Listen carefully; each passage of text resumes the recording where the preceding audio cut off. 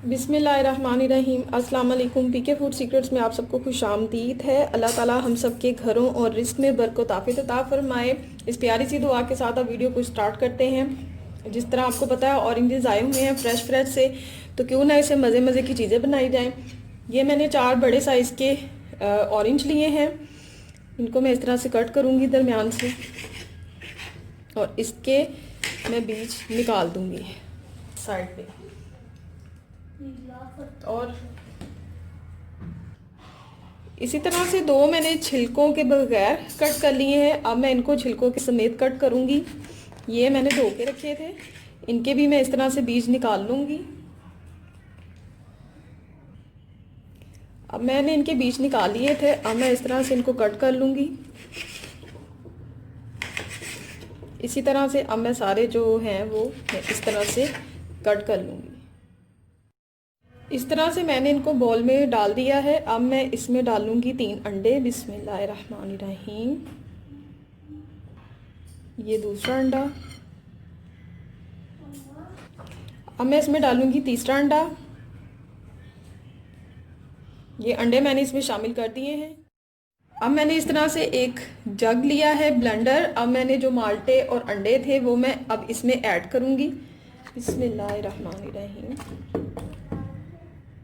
अब मैं इसमें शामिल करूंगी 130 ग्राम चीनी। अभी मैंने 1 कप डाली है, और अब मैं 2 टेबलस्पून इसके ऊपर और चीनी ऐड करूंगी। इस तरह से मैं 1 टेबलस्पून डाल दिया, अब 1 टेबलस्पून और डालूंगी।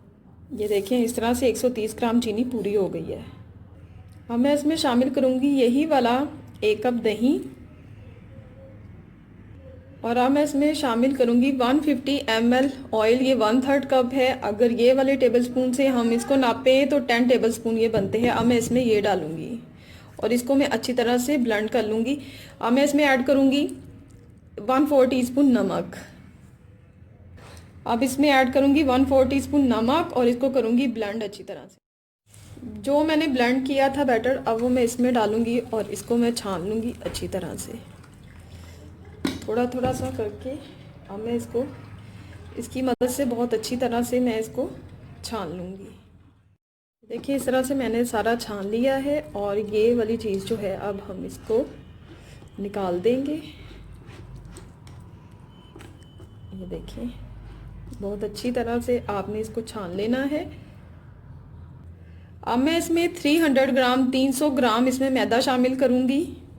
ये वाले जो कप हैं ये 3 जाएंगे।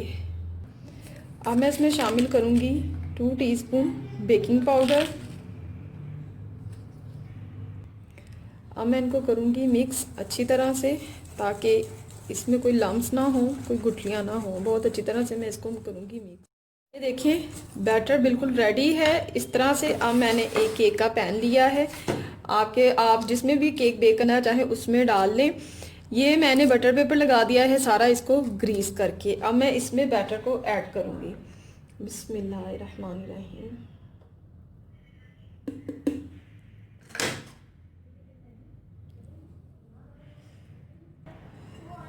इस तरह से अब मैं इसको टैप कर लूँगी, और मैंने जिसमें बेक करना है उस देगची को मैंने पहले से गर्म करने के लिए रख दिया था। अब मैं इसको उसमें रखूँगी।